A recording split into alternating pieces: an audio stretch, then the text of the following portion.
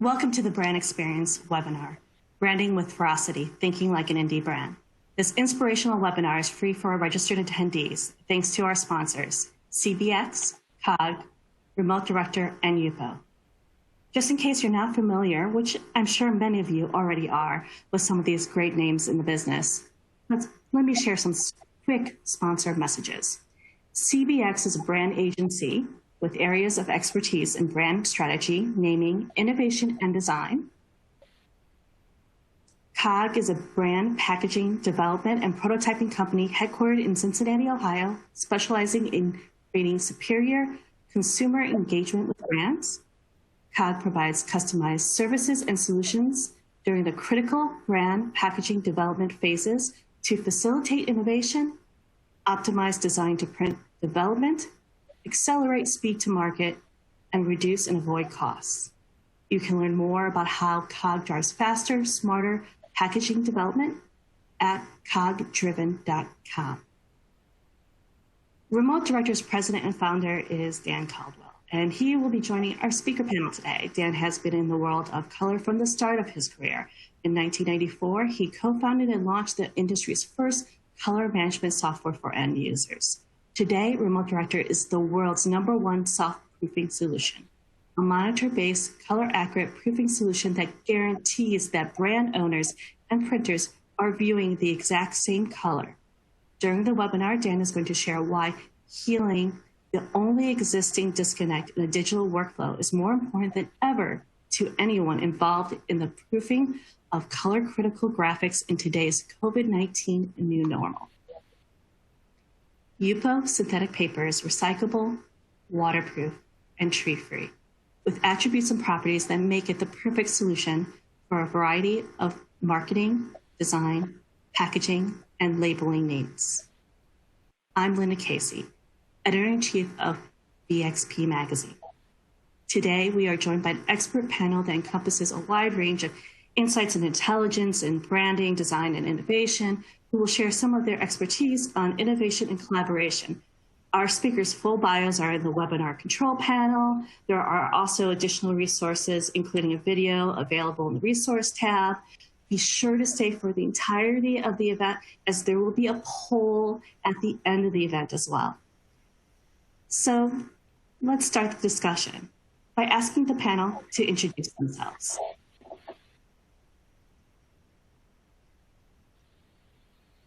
Hi, I'm Lindsay Frimming. I'm Partner and Chief Innovation Officer with COG in Cincinnati. Wonderful, thank you, Lindsay. Dan, could you introduce yourself as well? Hi, I'm Dan Caldwell with Remote Director. I'm principal of the company. Hello? Hello, Dan. Wonderful. Thank you so much, Dan. And could we get Jen as well? Hi, everyone. I'm Jen Giannotti-Janis. I'm the Global Design Director for Colgate-Palmolive, for the Home Care, Personal Care, Hill's Pet Nutrition, and Tom's of Maine brands. Thank you, Jen. John, could you introduce yourself? Hi there, everyone. How are you doing? My name is John Denham. I'm the Vice President of Strategy and Accounts at Lexton Corporation, based in Columbus, Ohio, and I work remotely from Chicago. Thank you, John. And Stacy.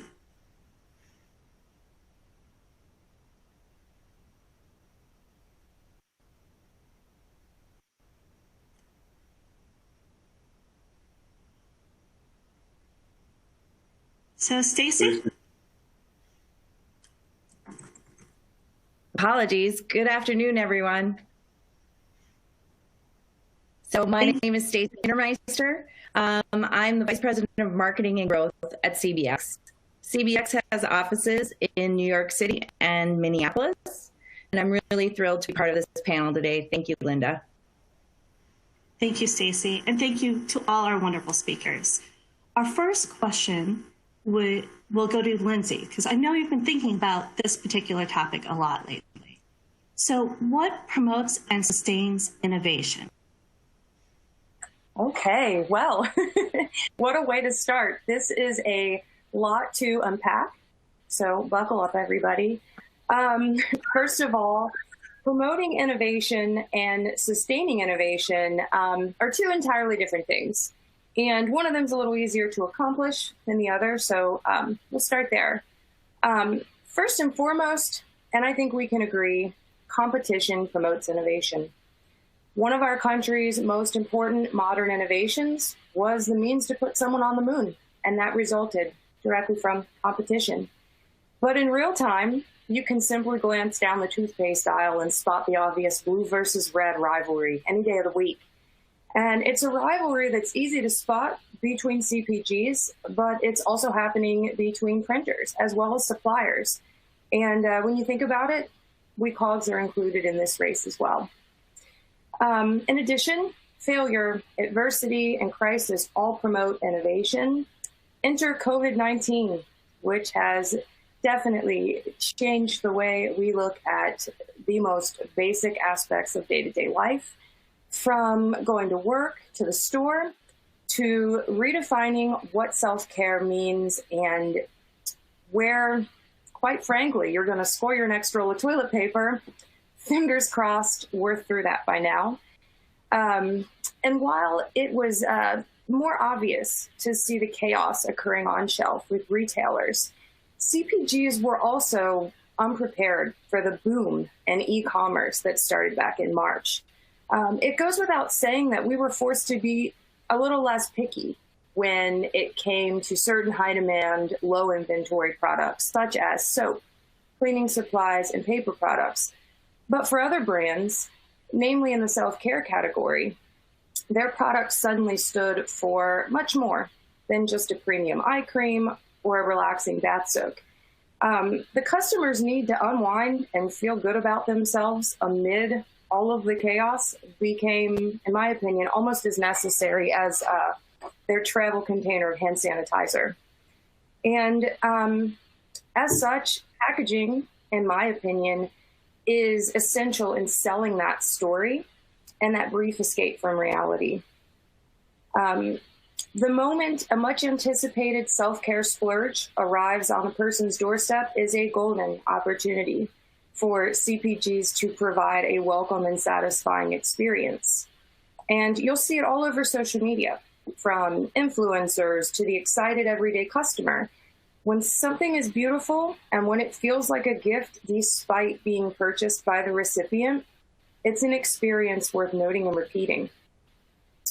And I may be a bit biased because I'm in this industry, but I have what I like to call a packaging graveyard. And it has everything from clever mailers to cartons, and even to a couple empty bottles that are just too beautiful to toss out. Sure, my husband just loves me.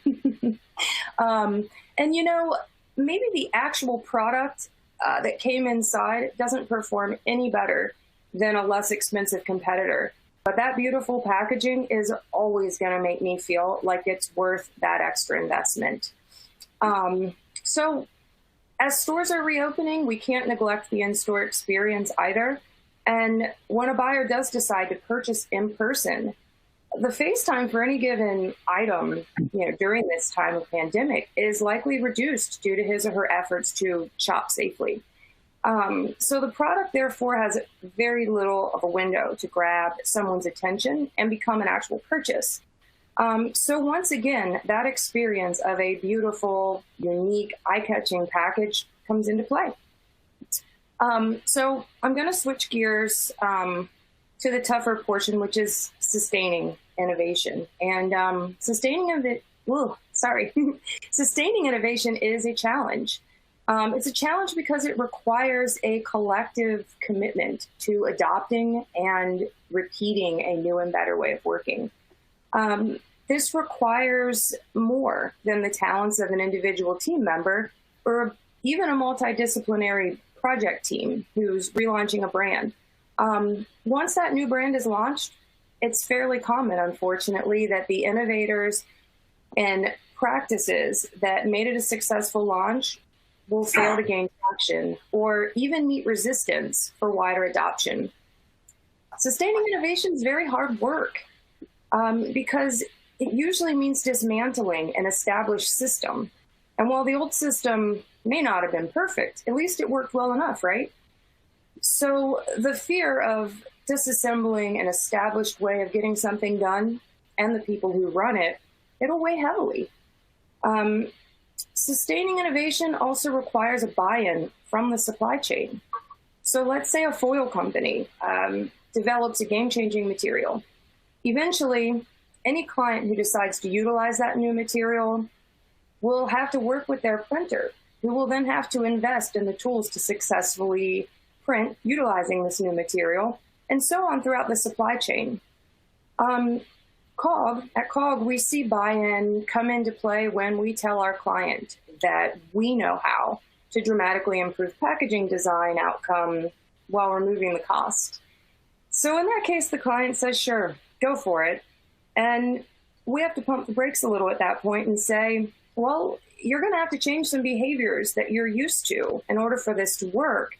And we're going to need for you to get the design organization and their printer converters on board as well. So this actually happened recently with us and a leading brand client. And yes, their design outcomes improved dramatically at a substantial savings in time and cost. But really, no matter what the innovation, if it's game changing, it will most likely require investment from our clients. And the client will need to play a key role in leading this new substrate technology or work process. And of all the examples I mentioned, changing the how, in other words, the behavior, is probably the most difficult if it's to be meaningful and sustainable. Thank you, Lindsay. And a big part of what you were talking about was collaboration with your clients, this partnership. And you even went and mentioned the red iconic color that is associated with one of our speakers today. So, Jen, I'm coming towards you because we're talking Colgate. You talk red, you think Colgate. You got it. It's just the way it works. And so I'm going to ask you a question about collaboration. So I know your role at Colgate is highly collaborative. How can brands better evaluate and select internal and external partners that respect and extend the brand's collaborative culture? Well, first of all, yes, I think, collaboration is an absolute necessity in everything we do in the design field and, of course, in innovation. But really, I think it's about you have to have trust with your partners. I think that's key. They not only have to know that you trust them, but they have to trust you as well. And you really need to be that champion from an internal perspective as a design leader to not only support the project, but also to support their point of view and what they're bringing to the table. And really bring them along as a key part, I should say, of the design team. All of the relationships that I have established through the years is really based on the fact that I really want people to know that I am their voice on the inside, that I'm going to fight the good fight in terms of whatever it is that we're pushing and we're pushing for, and to really sort of help open that door and set the table for that collaborative discussion. So I think it's about really being supportive with your partners. And that's not only externally, that's internally too. I mean, I have the good fortune of working with, an honor, of working with some of the most amazing marketing people, on the planet, probably. They're fantastically smart, but also really amazing in terms of trusting what we could do. So having that collaborative relationship with your internal teams and building that trust is really key. Wonderful. And I'm going to go back to Lindsay to kind of get her perspective on this, brand agency relationship. So Lindsay, how can the brand and agency leaders better collaborate with outside partners to identify packaging innovation opportunities? Absolutely. Jen, you brought up some great points with support and conversations, and I will wholeheartedly agree that it really all starts out with a stronger more engaging conversation between brand and the outside partners. And I would argue that these conversations need to happen early and often. When brands give partners, such as COG, a seat at the table in the early iterative design phases, we then have the opportunity to promote design with substrates, coatings, and finishes that better reflect what the brand wishes to communicate. And speaking from my experience with COG, our drive to cultivate those relationships holistically between brands, suppliers, and printers, they allow us to play a unique role in not only innovating the print feasible success on shelf, but also throughout the design to print industry on whole.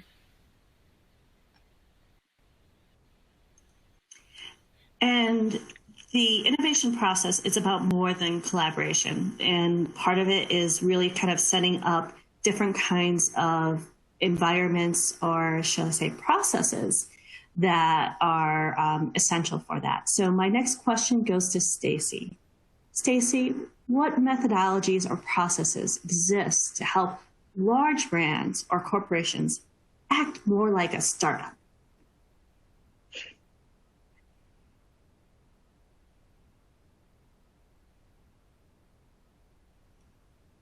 The interesting thing about acting like a startup, Linda, is that we're hearing that people want to act like a startup more and more. And so it's something that I hear from clients all the time.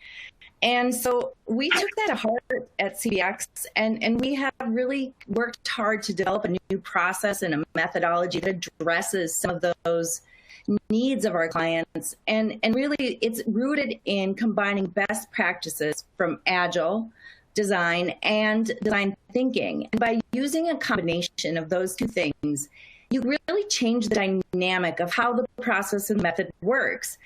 I mean, it's fascinating because you can collaborate cross-functionally, make decisions ongoing, and most importantly, pivot in real time so that you can learn and iterate, and then make decisions and proceed without asking for permission. So our process in itself is really executed using 4 to 6 2-week sprints. And I'm sure most of you are familiar with the concept of a sprint.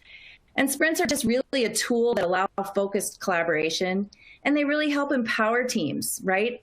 And that's super important. When you feel empowered, like some magical things happen. And those teams can then really focus on like, what are the tasks? What are the codependencies we might have? And it really helps you work toward a common goal. Like you're all in it together. And so one of those things that we find is that ability, that teamwork and collaboration is really essential. And it can apply to not just large-scale innovation, but this methodology works really well for brand design, packaging, and brand refreshes, anything from a renovation to an identity update. It works across the board and can really have some pretty incredible results. Wonderful. And I know that John has some thoughts on this subject as well. Yeah, I was thinking back to more about the sort of focus on how do you collaborate better with internal, external partners, if you like. And I looked at it from, or I thought about it in the sense of what did I used to do when I was on the client side, and I thought about it from the agency side. And there are 2 or 3 things that came to mind. So some of the values that I used to talk about with partners or think about with partners is, do they make me think differently? When they come to the table, do they bring something that makes me think differently? Can they do something that's better, faster, or cheaper than I can do internally? And I think that's also a sort of value that when you're on the inside, you need to communicate that externally so folks know what to bring to the table. And then what does your business need? I can remember having some quite frank conversations with a variety of people on the call around, what the business needs, what they thought the business needs, and then how do we come together. And from the inside, I think one of the other things, and it's not often talked about, or it's sort of pushed under the carpet, is how do you set up a reward structure to encourage external, in particular, whether it's design partners, packaging partners, so on and so forth, and they can bring their best thinking to the table. And reward structures can take many different forms. Then as I put my agency hat on, I had a couple of things. Taking proactive leadership and trying to figure out what your client needs is, table stake for me. And if you understand and figure out or if you find a way to understand and figure out how the operation works, then you can start to bring more relevant thoughts, more relevant innovation to the table. And then I think also from the agency side, to one of the points that was made, is the person that you're interacting with on the inside, have they got the chutzpah to help you pull something off that's new for an organization? So I think those are some values that would be helpful for folks to think about when they're trying to encourage external partners to do something. And then when you're on the outside, how do you think about building relationships with potential clients on the inside? Linda, I just want to build on something that John is saying in this conversation. I think part of that really is about having passion and looking for your agency partners that know the balance between passion and persistence, meaning the good and the bad of that. I think the good and passion, when you're really passionate about something, it shows. I think it's infectious. And it really does help to drive things through an organization. When you can really get behind something and people see that, and it really becomes something that is felt by everyone, I think it could be super powerful. And you really want to partner with, folks that have that sort of mentality, that you can really see them get behind something. And on the flip side of that, you also want to partner with someone that can see when to let things go. And that's also a fine balance, because as someone on the inside of an organization, and John, you've been there as well, there is always that fine balance of knowing when to roll and knowing when to fold, right? And having someone to kind of help you navigate through that, especially with something like innovation. So, I think having passion and actually being courageous, having a partner on the inside that's courageous enough to stand for what you're doing, as well as in sync with that partner, being just as courageous is really important.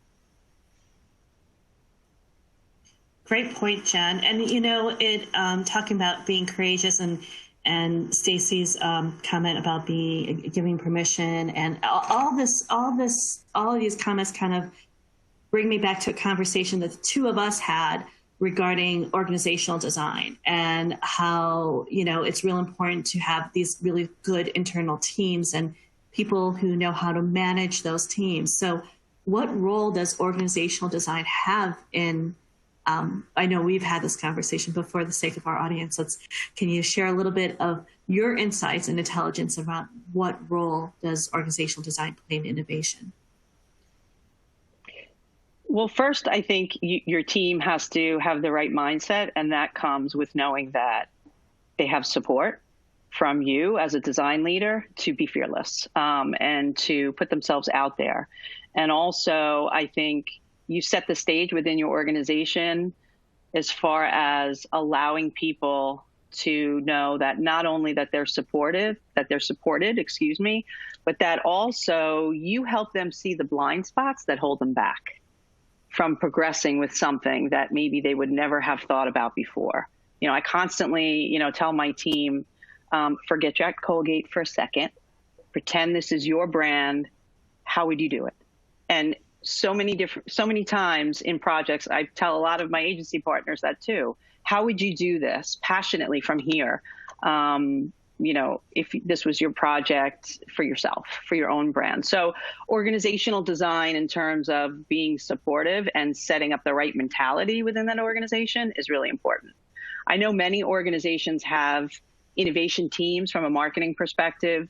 So really aligning not only the thoughts and processes within your own design team, but aligning yourselves with the rest of the organization in order to be a partner. So not necessarily a support or a pair of hands, but to lead with those innovation teams from that design perspective, because oftentimes design is bringing strategy to the conversation, design strategy, right? Visualizing what the whole brand is going to feel like, what that brand experience is going to be. So again, I think building those strong partnerships within those innovation teams is really key. That's another big part of it. We're going through a lot of amazing organizational structure or restructuring, if that's the word to utilize. I would say really just looking at every aspect of our own design organization within Colgate right now. And I think that's a huge part of it, right? Really looking at how we can position ourselves wisely, not just us leading the charge. It's more, how do we do this collaboratively with the innovation teams? And how do we help not only support, but drive that vision and conversation with them? And that's so much more important at this time and I think a lot of brands are kind of looking inside and kind of saying, hey, how can we do things differently? How can our organization work better? How can our organization maybe even in some cases work remotely? And how do we do that? How do we kind of transform ourselves? And I know that John, who also has had a lot of experience on brands, leading design, and then he also is now leading research. So John, you've done some research around what's happening now, around what's going on, of the effects that the pandemic and the lockdown has had on our industries, had on the market, had on what consumers want. Yes, Linda. Yeah, we've been doing quite a bit of strategizing our research because everything's changed so dramatically this year. When we started out this year, one of the, literally the first week we were back in the office, a group of us went to CES, which was incredibly inspiring. And, all sorts of things from small startup companies to huge corporations showing all the new technologies, the impacts it had from home, mobility, finance, just about every angle. And there were sort of 3 or 4 themes that came out of it that were consistent for the group of us that went.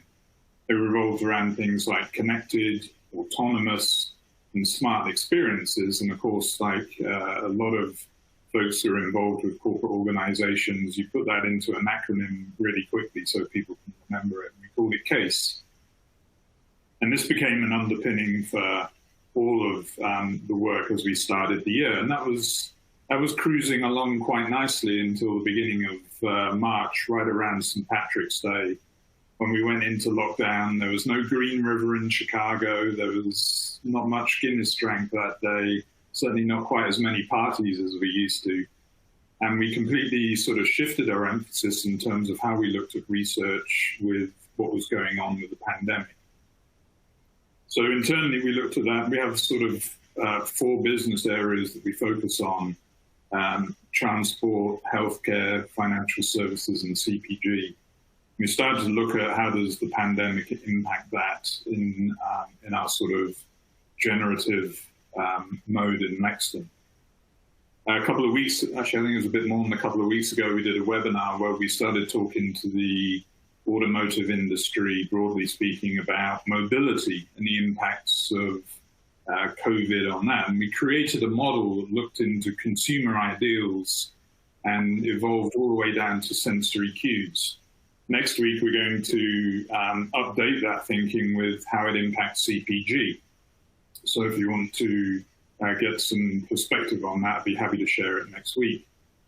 But the work that we've basically started or have undertaken covers universal and specific aspects of what consumers are looking for, given the COVID circumstances they're dealing with.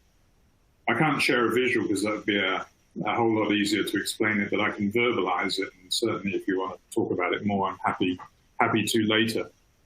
But the model consists at a high level of 4 components. At the top of the house, there's emotional needs. So when you're exposed to a brand, product, or service, how do you want to feel at the end of it? To do that, you need to understand what the benefits are of the product to drive that emotional impact. Next level down gets into what are the features that those benefits need to deliver. And then ultimately you look at the sensory cues and that people associate with that.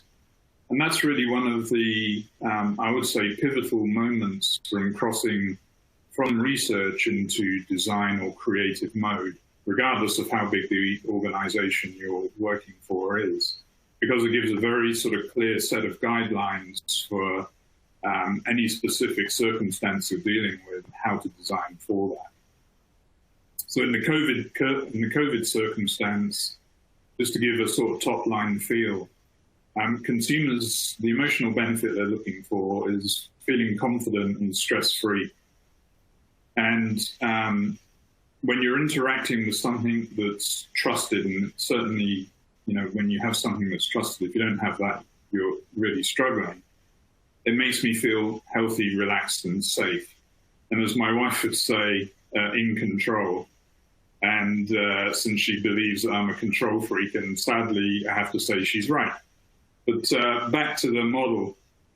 Once you get past that idea of healthy, relaxed, safe, and in control, that helps to build trust. Then as you go further down into some of the features and benefits more specifically, trust can be delivered by a number of different things. It can be delivered by detecting, protecting, and preventing. As you start to look out in the world, there's an awful lot of connectivity going on between companies and organizations, perhaps more visibly now than we've ever seen before.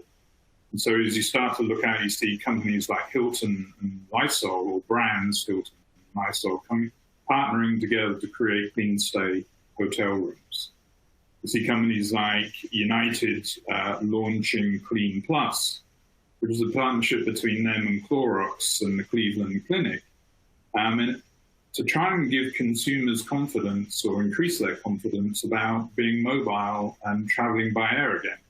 And at the moment, you know, latest data I saw, it's really close to being a 50-50 whether people want to go and travel by air at the moment.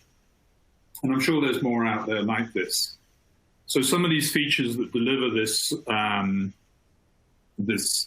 benefit, if you like, are about crowdless, contactless, and clean.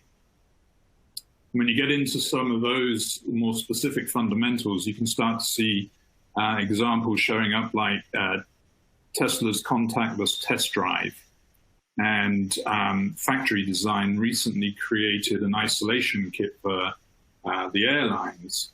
And that isolation kit, I could see that starting to show up in mass transit systems. I can start to see it showing up in office spaces. And these are all ways or sort of features and benefits that start to build trust and start to give people confidence that, you know, they're going to enter into an environment or interact with a product that's going to be safe for them and make them relax. So how does this help you? I think in many respects, if you're a brand that's wanting to act quickly, I think we talked a little bit earlier on about sprint projects. Recently, we did a sprint project where we used some of this inspiration to get the team focused, drive alignment, and give them inspiration for here's what consumers are expecting in some of these spaces. Here's some of the sensory cues that drive that. Now, how do you design your experience or your service to do that? And your team was able to go from we have an idea to a well-formed prototype within a very, very short period of time relative to how they used to work. So that was a way to inspire sprint activity. Of course, when you look at this kind of thinking, you can come up with your own sort of more focused problem that you want to solve and start to apply these principles as well. But it gives you a very generative start point around what does the consumer expect, what are some of the cues, what are some of the emotional benefits, and some of the benefits that you need to develop in between. And that's a way to take research and bring it into a much more sort of design thinking and design active approach. And that is perfect, John, as far as the way that you help. I was going to ask you, how do you apply all this knowledge and all this insight that you've brought in and apply it to brands? You talked about how it goes to design thinking. Sure. I think, the research we do at it in the generative space is brand agnostic. And it's more about looking at some people call it a job, some people call it a circumstance. In plain English, it's more of the problem to solve. So I think one of the aspects for me that really connects well with design thinking is, a lot of the design work that I did when I was client side, I thought was not really dealing with the right problem. In fact, actually, at one point, we had quite a spirited debate in at least one of the companies I worked with around, and this was, of course, during budgeting time, so you can guess how that went. But we were doing design work that really wasn't delivering enough benefit to the business. So we were talking about, actually, do we take money out of the budget? And I said, well, actually, if we take money out of the budget, can we reapply it to this kind of design research up front? Because what we're going to get out of it is not only a better definition of the problem, but also a better set of sensory cues that can bring the design to life. And it's not really an attempt to constrain design. It's more an inspiration around, here are the guidelines that people consumers associate with this problem. And it gives you a much sort of tighter framework from which to operate from. You can create a much better brief from it. We took, I can remember a specific example where we had a brand that definitely fell into the bucket of sacred cow, and very, very few people wanted to actually change the design. In fact, it took years to even get people to have a conversation about it, people being senior management. And when we went through this research process, created the brief that was driven by it, we were done in 17 and a half minutes. And I think me and the creative team were in a state of shock that we got alignment so quickly. And that then provided a constant underpinning to evaluate the work all the way through the process, drove much quicker meetings, much more effective meetings. And ultimately the results out of it were, had a positive impact in the market, ranging from, high single-digit growth rates to, very healthy double-digit growth rates. So I think there's a part of it where if you look at how some of the fundamentals of design thinking and get the right kinds of research at the beginning, then you can make a big difference. Challenge has always been in the past, research has played a role at the end. And at the end, it's not really helping as much. So I think that's a big opportunity for change. And now it can be done a whole lot more quickly. Thanks, John. And you said quickly, which made me think of Stacy. So Stacy, what's become increasingly clear during lockdown is the need for speed is even greater. So Stacy, can you share with the audience some insight on how to cut time without sacrificing quality from the innovation and product development process? Yeah, absolutely. I mean, I agree with everything that John just said and shared about how the COVID situation and everything that we're all going through is going to change the way we do business. And so, consumers' need states have changed. The jobs for our innovation to be done have also changed. And so we have to be smarter and we have to think and act differently. And one of the great things about applying some of the agile mindset is it forces you out of your comfort zone and right into a different place. And that can be very, very helpful. Because it gives you a new frame of reference from which to work from, and it gives you some new tools and tricks. And we all need new tools and tricks these days. So part of cutting time is really getting the focus. And we are realizing as a culture and in corporate America that focus is really important for us, and really getting the right people in the right room, dedicating them to the right business challenge and the right problem to solve really can help us achieve the need for speed. A collaboration also helps us achieve that need for cutting time out of the process, because when all the right people are in the right room, you can collaborate in real time and you can identify codependencies. And instead of having to set up another meeting, which might be pushed out a week or two, you can make that decision right now on the spot together.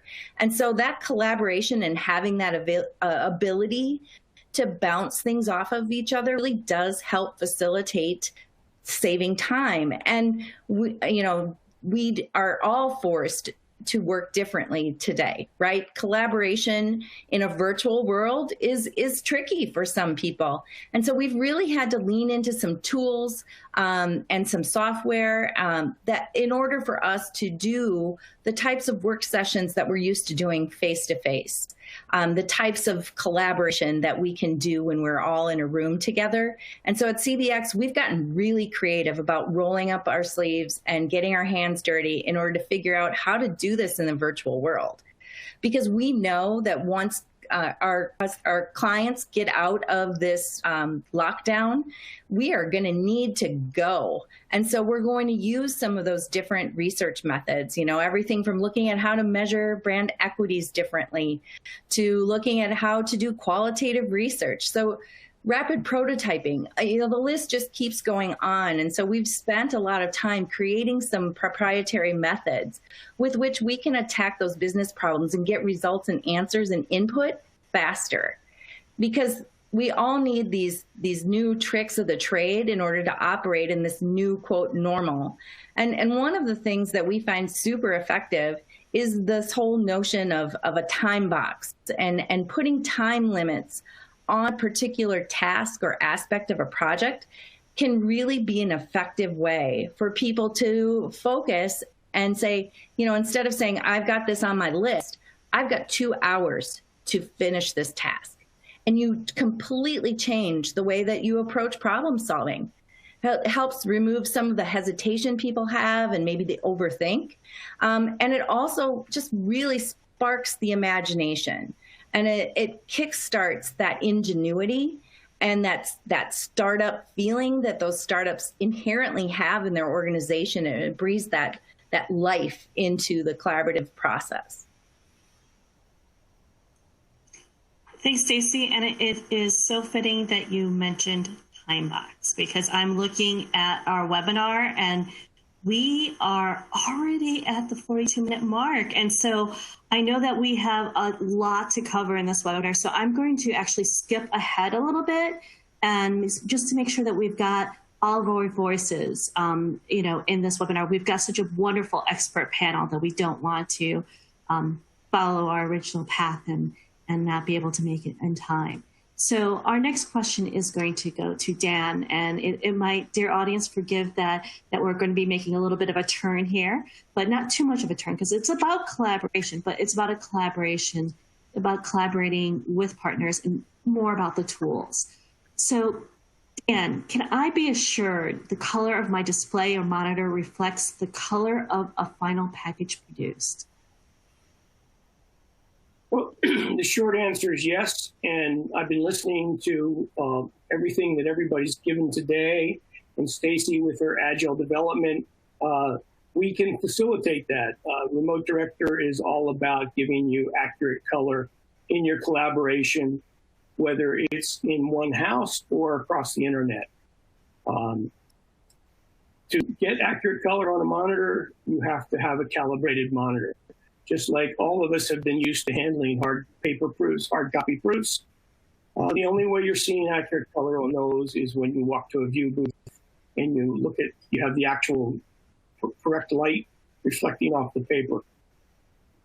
So you have to do the same thing with your monitor. You have to calibrate the monitor, and you have to make sure that calibration is accurate and verified. And then in addition to that, you have to make sure that you're using the right profiles that reflect the color of the printing condition. Is this going to be flexo? Is it going to be gravure or offset or digital? And the profile has to reflect that. And the software should set up warnings that automatically let you know if you don't have those things in place. And we, in our system, can provide you that. Since we're all working from home these days, go ahead. I was going to ask the same question. So I think you're going to go right into it. You're going to tell us how we can make sure the same colors on different displays that we can make sure that we have the same colors on the different displays, aren't you? Correct. Thank you. Yeah, with the COVID situation, our product has actually become more popular than ever. Many people are now have their production teams working from home, and they're saying, okay, we're used to a group of people standing around a light booth to talk about color. Now we have to do it from home. And so our product allows you to do that and overcome the travel restrictions. We have a viewer that comes up when you open your project up with our software. We put a mask over the screen that tells you it's not calibrated until it is calibrated, so that we can be assured that everybody's looking at the same color. When the PDF creator adds the file to the system, they set all the color parameters. So all you have to do at home is hang an instrument over the screen and push a button, and it automatically calibrates the screen to make sure that your screen is showing the same color as your provider or your person you're collaborating with. You can even show ink drawdowns. So if you're buying specialty colors and instead of having ink, a drawdown shipped from the printer to you, we can actually put paper underneath the CXF values or the spectral values of an ink, and you can share an ink drawdown on a monitor. The one thing a monitor will do is it'll tell you if it's in gamut or out of gamut. So what you can't do with inkjet proofs today, and many inkjet proofs really don't have the gamut of the packaging. So there's things you can do on a monitor that you can't do with hard copy proofing. So once it's done and it's approved, you can deliver it right to the converter, and he can download it from the system and use the monitor as his proofing solution. So it actually becomes a full color communication from design, picking ink colors, working with photographers, with design folks, all the way through to the converter, to where everyone is looking at the same thing, and you're not breaking that digital workflow. Everything we do today is digital, from design till we send it to the converter, until you hit the print button to get a hard copy proof. As soon as you do that, the printer sits there and cranks out the proof. It has to go into a box and get shipped to somebody, or you have to go to the view booth to look at it. You mark it up, and then you go back to digital again to do the creation. Remote Director heals that analog break in the digital workflow and allows you to look at your color and deal with your color digitally, just like you do the whole rest of the project creation. So we like to think that we can facilitate the agile development of packaging and get things to market much faster and shorten the time to market for projects with online color collaboration. Thanks, Dan. One of my questions: what other benefits would there be in implementing a monitor-based approval solution? And it's great that you mentioned the agile development. Yeah, it's like I said, it's easy to pass PDFs around. I mean, we can crank out a PDF, you can email it to someone, and they can mark it up. Problem is every time you do that, you've duplicated the PDF. The markups come back from 2 or 3 people, and then you have to compile those markups, and it's error prone. Also, the engines, the color engines that are displaying the color on those PDFs are mostly the Adobe product engines, which the CMYK colors are usually, Adobe does a very good job, but they tend to get lacking when it comes to giving you precise color and spot color. So a system where we have one system, the file goes into the system, and everybody's seeing the same color, and it's all rendered the same way. So all the markups are in one place, all the signups are in one place. It reduces those errors you get when you're compiling different versions, creating from emailing PDFs. Not to mention saving the time of printing and sending hard copy proofs. So, we're not FedEx's biggest fan, but they have enough to do thanks to Amazon. So they don't need to haul proofs around anymore. Definitely, they need to be delivering our Colgate toothpaste to us, so we want to make sure that they're available for that.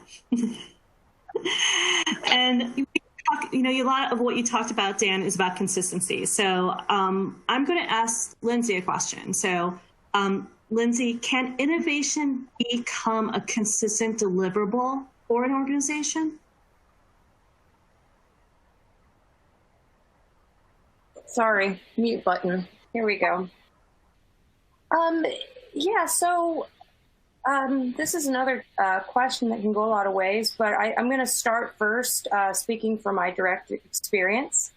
As my partners and I have discovered, if it's not in our mission, vision, values, a positive outcome is merely an accident, and therefore it's not sustainable.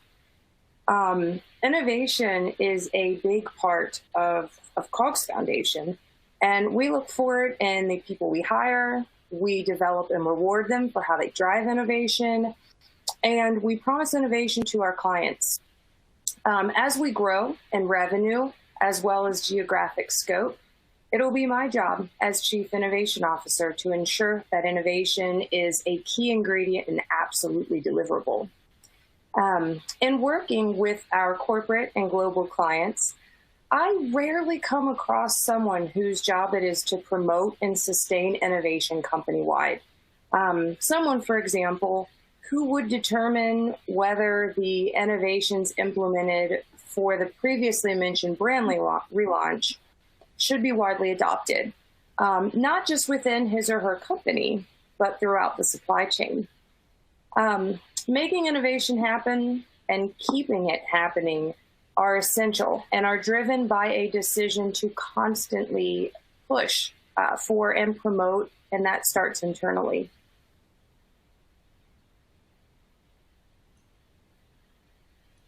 Thank you so much.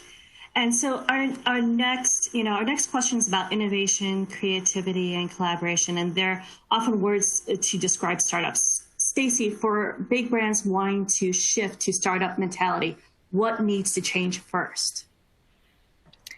Well, the most important thing when you want to shift to a startup mentality is really it has to be top down.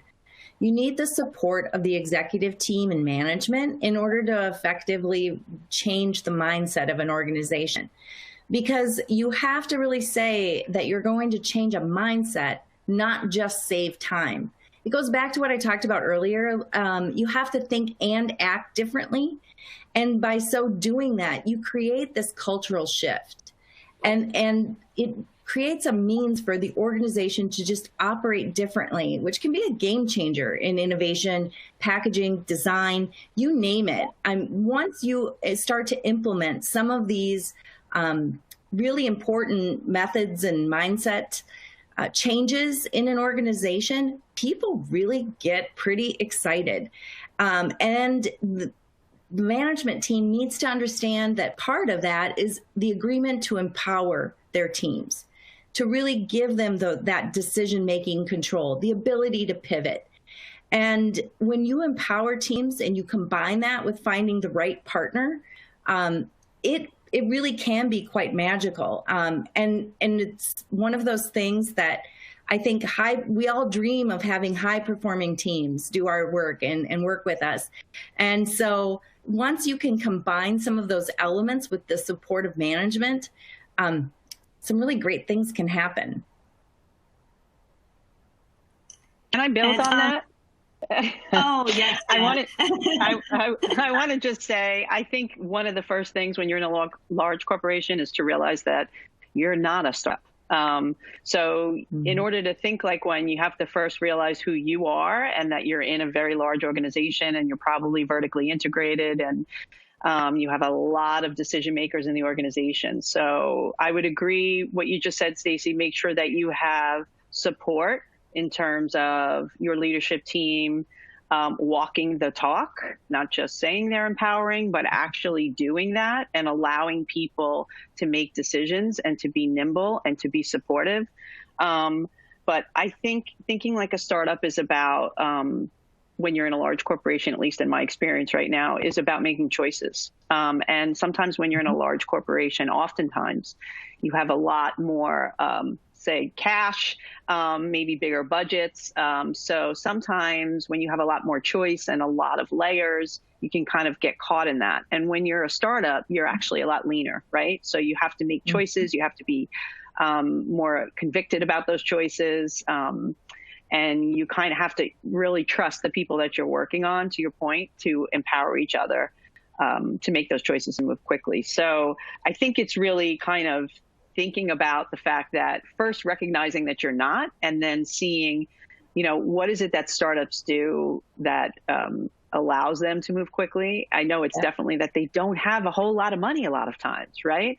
So that's what also drives decision making in terms of being really precise in what they're going to do and how they're going to do it.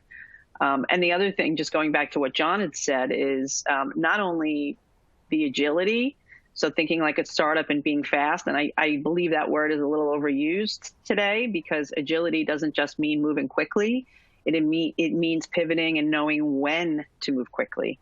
It's not just, okay, we have a project, let's just be agile and go super fast, like a startup does. Well, that's probably not necessarily true. I think it's about just being really mindful, iterating, knowing when to be agile, knowing when to take a moment to take a step back and really evaluate what you're doing. And probably last but not least is just allowing your intuition to kind of shine through a little bit. I think, probably startups, I'm sure they have tons of, tools that they use in their own ways, depending on, the support that they have, capital support that they have. But I'm sure they do not overtest things. I'm sure they make decisions and go. They may get some insights, but a lot of times I'm sure they're using their intuition. And I think in large corporations, people need to kind of figure out how to use that muscle again, how to allow themselves to kind of go a little bit with their gut and to take that risk. And also to be a little fearless in terms of this might not work, but we're going to learn from it and we're going to keep going. So that's just currently what I'm experiencing, and it's really actually quite refreshing. Thank you, Jen. And dear audience, hold on tight. We're going to make a switch again because we are not going to be able to cover everything that we wanted to cover in this hour. So we're going to make a switch over and talk quickly about sustainability. And actually, this question goes to John. So going back to the idea of innovation in times of COVID, we are seeing a strong surge in consumers wanting to adopt practices and products that contribute to health and wellness. What role does health and wellness play in the greater corporate social responsibility missions such as sustainability? So John, you're on.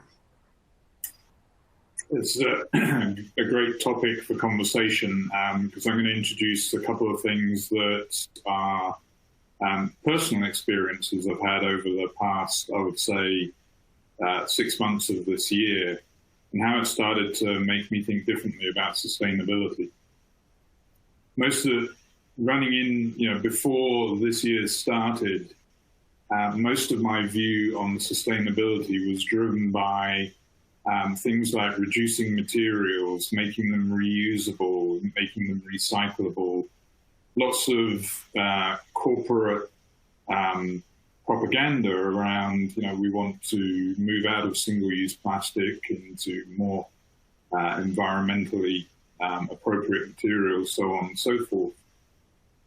And that had been my focus and certainly sets of influence in terms of how I thought about the subject of sustainability.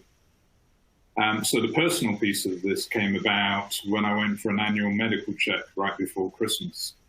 And I was feeling pretty good going into the medical check, but I was sitting there and the doctor was looking at the screen and he said, "What's that?" And I was thinking, well, if you don't know, I'm in real trouble. But in short, what he discovered was a condition I had that I didn't even know I had. And so then after, as we started into the year, went in to surgery. It was kind of scary at the time because the prescribed treatment was, I'm going to stop your heart and then I'm going to electrically bring it back into rhythm. So you're going to stop my heart and then hopefully it'll start again. And so then I had a whole different perspective on what sustainability meant to me. And coming out of that, with the exception of a close encounter with a bottle of gin on Memorial Day, everything's been great from a healthcare point of view, but it suddenly changed my perspective on what sustainability meant.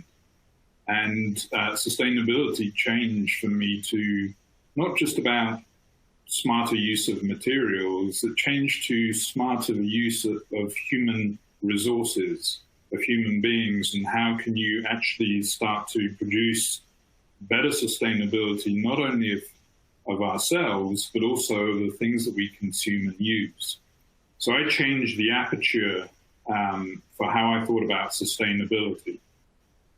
And throughout the process that I personally went through, what I did was, once you start working for a research company, you realize that you can't get an answer to a straight question until you've answered at least 7 or 8 other questions. And so you can't sort of avoid any kind of research. So one of the things I've sort of picked up was a whole set of pieces around how I document experiences, how I look at the journey that I went through, and what are the things that I observed through that journey, not only in terms of how people are working efficiently, how are they communicating efficiently, how are they treating you efficiently, but all these things started to mount up, and you could see lots of opportunities through this healthcare system, from provider to clinician to medical support staff to a simple phone call. And this led to, not only journey mapping, but in the process of doing so, you start to identify a whole bunch of opportunities for how can you start to change not only the sustainability of people's lives, but also their health and wellness.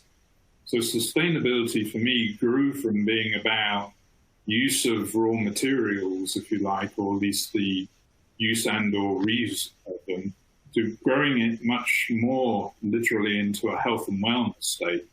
And so I created a consumer model that the center is all about health and wellness. And as you branch out from that and start to look at the different features and benefits, then you get into more specific things that look at how do you go back to work in a health and safe way.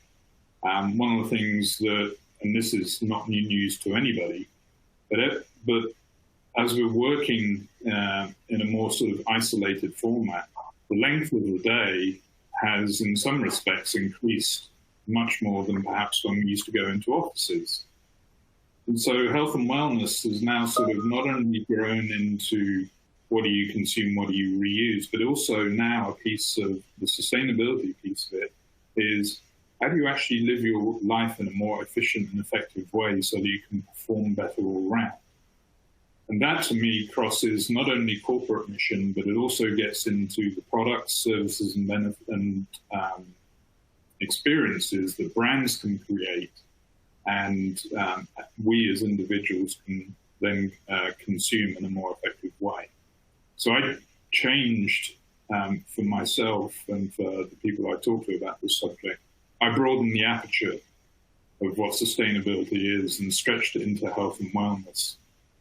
Because at the end of the day, especially now, more so than ever before, at least certainly in my lifetime, sustainability includes our health and wellness. Thank you, John, and thank you for sharing the personal story about your journey. And it is such an enlightening way to think about sustainability and the way that we all need to pivot on this issue of health and wellness and sustainability now as brands going forward. Dear audience, I know that we've blown past the hour, so I'm hoping you can stick around. We actually can't go too far off because the service will cut us off. Literally, we'll be cut off. So it's just, if you bear with us just for a little bit longer, we'd like to answer at least one of your questions. And speakers, I hope you can all stay. I don't know if any of you have a hard stop, but please, if you could just stay a little bit longer. We won't be able to go very long. Okay, so one of our questions is very relevant to the time. So we've been talking a lot about COVID, and a lot of that was because of the time that we kind of envisioned this webinar. COVID was at the top of our mind.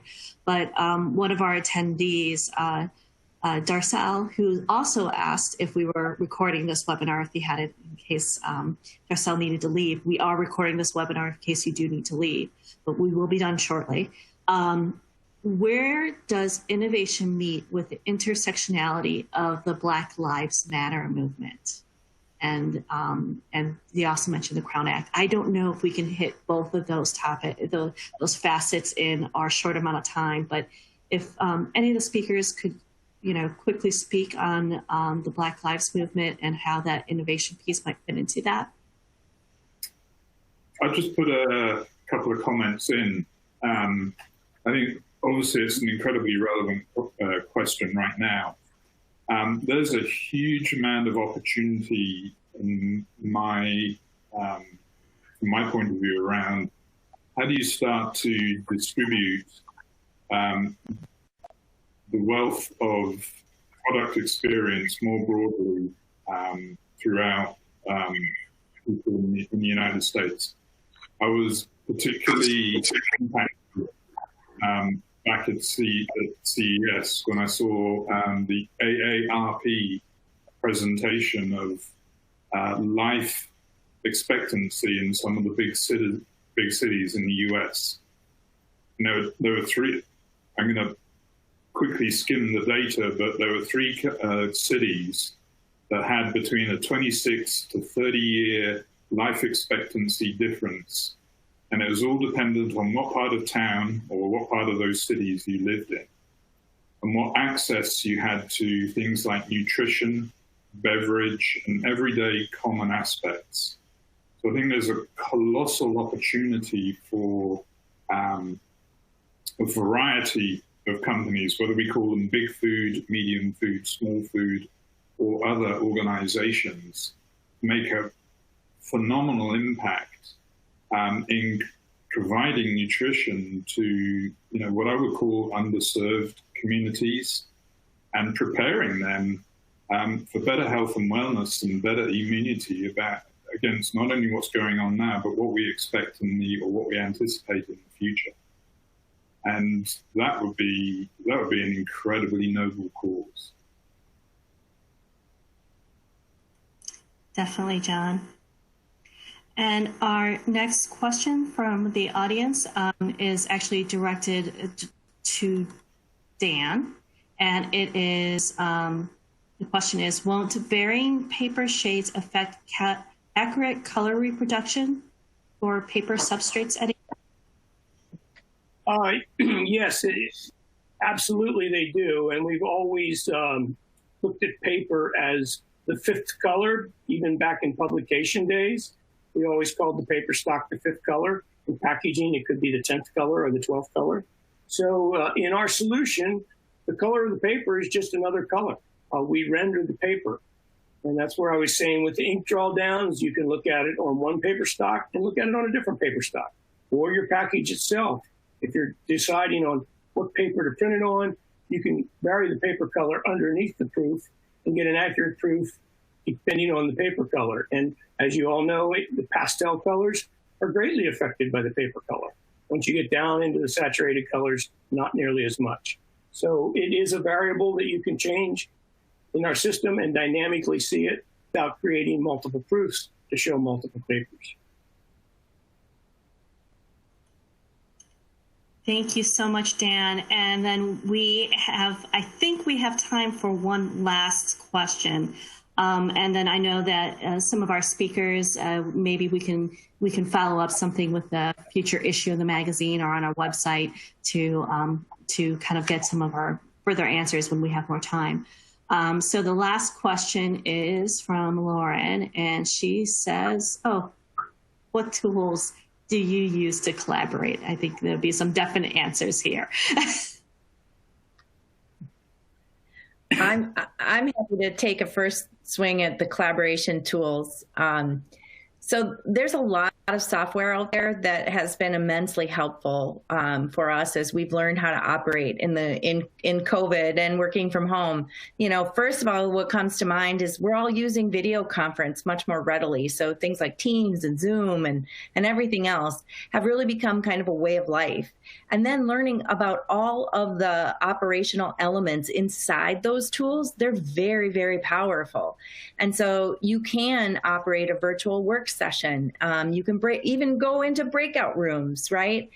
We've also started using a piece of software, Miro, which allows you to have virtual whiteboards and also do collaborative work sessions, and design reviews even on Miro have really changed the way that we've been working. And so some of these available tools have really helped us facilitate how we are working in work from home. But I think you also have to think about accountability tools, and accountability tools are things that we have been using, or things like Airtable, or even maybe Planner, or just even daily stand-ups, like the good old-fashioned, let's just talk for 15 minutes every day and figure out our game plan. So those are some of the different ways that we at CBX have been working to collaborate more readily in this new normal. Thank you, Stacy. And anyone else like to talk about the tools we use for collaboration? And I know you guys are all being really generous because you know that our time is almost over. So,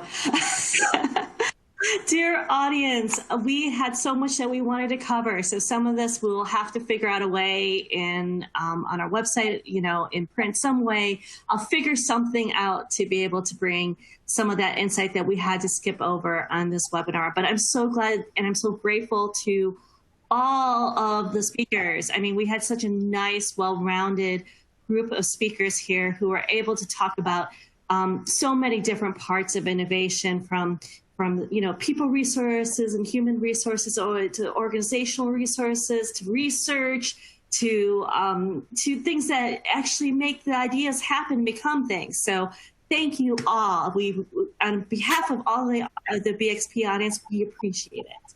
So we definitely appreciate your time. We appreciate the audience's time. Thank you for sticking with us. Remember, there's a poll at the end, and I'm going to try to move through this really quickly. And I wanted to also thank our sponsors again. Just, you know, they are wonderful in allowing us to do this.